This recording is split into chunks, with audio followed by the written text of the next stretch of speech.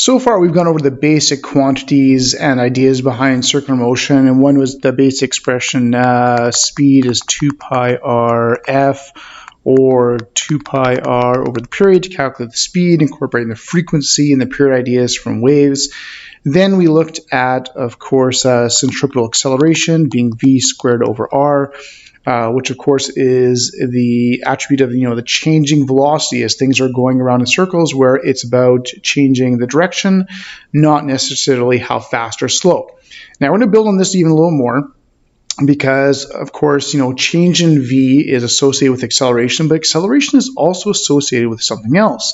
If we have some kind of acceleration, there must be a force, because in order to provide acceleration, you must have a force. And of course, that's just basically Newton's third law. So if we go to Newton's second law, if we go to basic F equals ma, that just applies to everything. That's just Newton's second law. It doesn't matter what kind of acceleration it is, it has to come from some kind of force. Well, if we specialize this a little bit, if we're talking about centripetal acceleration, that must then be centripetal force. And if we then take in the expression right here we have for centripetal acceleration and substitute it, we've got mv squared over r, which can then be used to calculate how much force is needed to get something to go in a circle. Because if you don't apply a force, you don't have an acceleration, you don't have a change in v, and you can't have it going in a circle. All right. Now, just like the acceleration points the same direction as the change in v, the force also has to point in the direction of the acceleration. So if you remember, the acceleration we had, this actually points to the center of the circle. Well, so does the force. This also has to point to the center of the circle, because the force and acceleration always go in the same direction. So it seems kind of weird, that the centripetal force would then go to the center of the circle, because most people think about, when things going in circles, think about flinging out. Well, you're not actually being flung out. The basic way to think about that for us, the easiest one for me has always been, if you've got a car and it's going on like a curve or something like that. So let's get a little car here.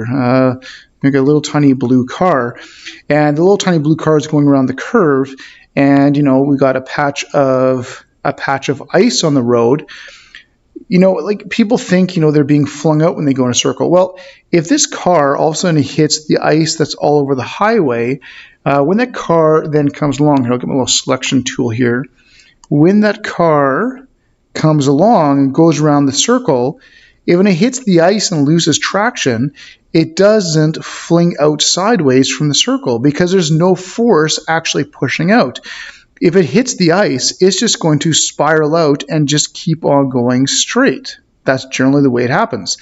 And so now, it might curve a little bit, got a little bit of traction, but generally you hit the ice, you just lose all your traction, you go straight. And that's literally what's happening when things are going in circles, is they are just trying to go straight, but you pull in to the center of the circle in order to keep them going around. So nothing's actually being flung out. You're just trying to, or the object's just trying to go straight, and something pulls you in. It's sort of like if you have like something on a rope and you're whipping it around, you're spinning it around, spinning it around, spinning it around. If you let it go, it doesn't fling straight away from you. It keeps on going straight tangent to the circle that it was. And if you remember when we did the other stuff with the velocity vectors, that type of stuff, if we drew the velocity vector for this car, the velocity vector is tangent to the circle, something like that. So when it loses its traction or friction or grip on the tires because of the ice, it just keeps on trying to go straight. So no matter what, the acceleration, the force are actually pointing to the center of the circle. And if you ever thought about, like whipping something around, you are pulling towards yourself as the thing is going around. Now, of course, you feel, sort of it pulling out against you, which is actually Newton's third law. but that pulling out is just a reaction, so to speak, to you actually pulling in. So the objects aren't actually trying to fling out, they're just trying to go straight, and you end up pulling in. Now, what's kind of interesting about centripetal force in general is centripetal force doesn't actually exist on its own. Centripetal force actually comes from many actual sources. For example, we go to the car. What keeps the car on the road? What force keeps the car on the road, not including the ice? Well, of course, that's between the tires and the road. And what, of course, is between the tires and road? Well, of course, that is, the force of friction between the tires of the road. And of course, you lose the friction, that's when the car spins out and goes flying off the road. So things like friction, things like tension in a rope. If you're whipping something around in a rope, it could be tension. It could be a normal force where something's pushing on something going around a circle. There's lots of different things. It could even come from the force of gravity, with things like orbiting, like when satellites orbit or planets orbit the sun. There's lots of different things that actually provide the centripetal force. So when we're working with centripetal forces, a lot of it has to do with finding a force and then making that the centripetal force to find the circular motion stuff, or vice versa, use the circular motion stuff to find FC to attach then to other forces. So it's sort of like we've sort of got things like the 2 pi RF, and we've got the V squared over R.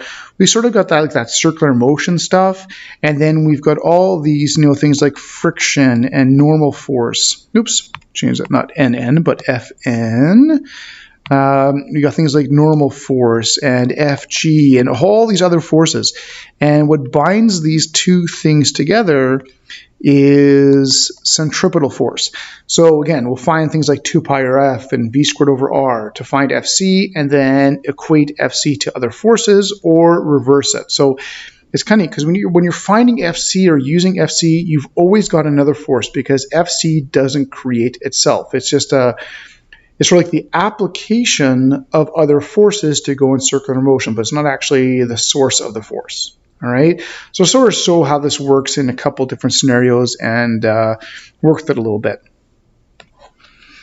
Okay, so let's take just a basic situation here, something really simple. All right, so let's just have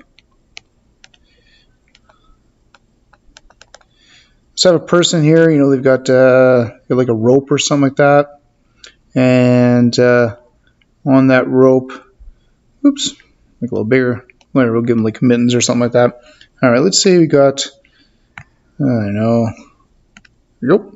Let's say we got a little pumpkin on a rope. There we go. Nice little pumpkin. All right, something like this. Okay. And let's say that the pumpkin is 1.2 kilograms. And let's say the rope is 2.8 meters long. And they're basically just whipping this thing around in a circle, okay, for whatever reason, who cares, doesn't matter. All right, so this is what they are doing. So we're going to just start by finding some simple things and work with a couple of things and see how the quantities kick together.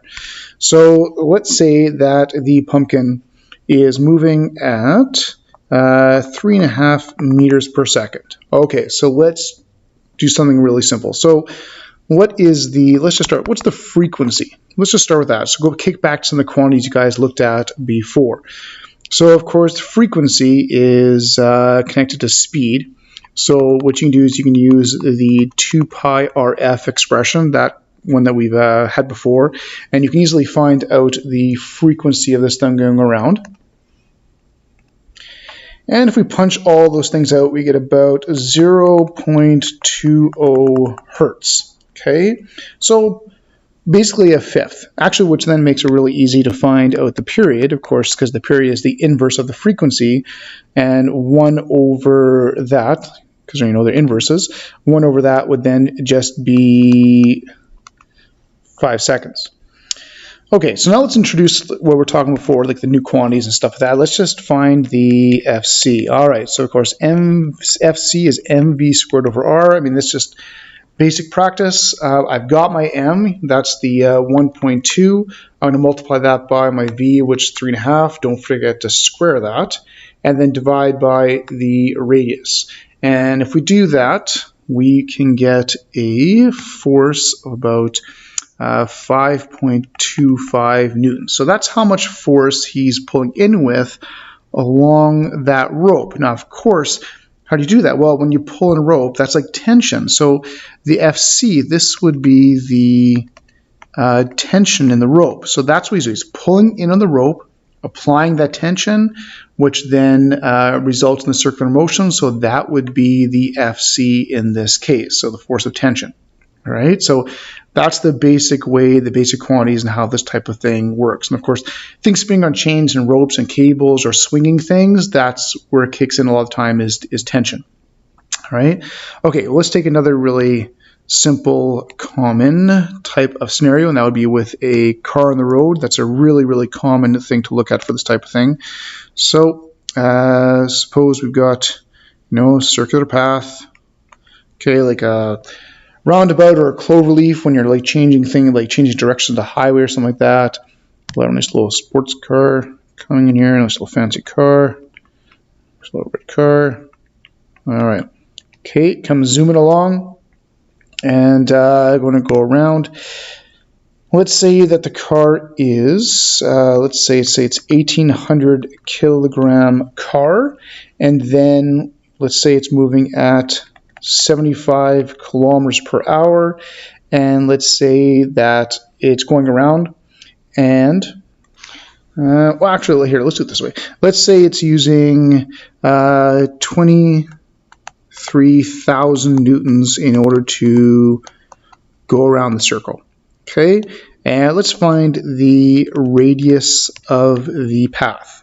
Okay, so it's using 23,000 newtons of force, so this would be my FC right there. I've got my 75 kilometers, but of course I want to change that into meters per second. So I'll convert that to 20.8 meters per second, and then we should be good to go. So of course, FC is mv squared over r. The only thing I don't have is the radius. I got the FC, the m, the v squared. So I'm just going to solve for the radius.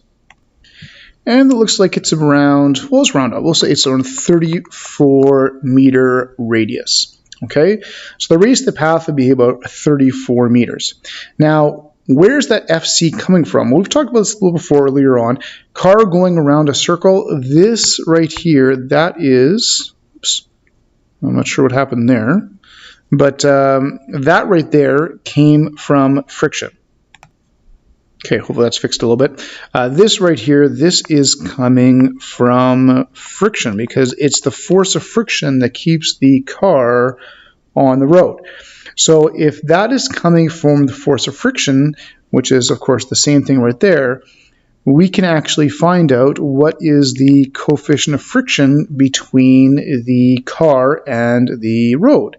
So of course the coefficient of friction is FF over Fn, and in this case the friction is our FC, so that's that 23,000 newtons.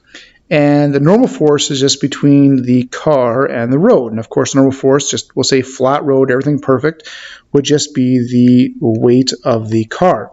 So if I take the 23,000 and I divide it by the weight of the car, I can get a coefficient of friction of about 1.3. Now this would be the effective using coefficient. I mean, the coefficient of friction between tires and road would be much higher than that, but this is like the effective or the coefficient of friction or the coefficient of friction actually being used to get this to work the way it does. Okay, so once again, FC connected to other forces, and then you can incorporate other ideas as well, and in this case, a little bit of coefficient of friction.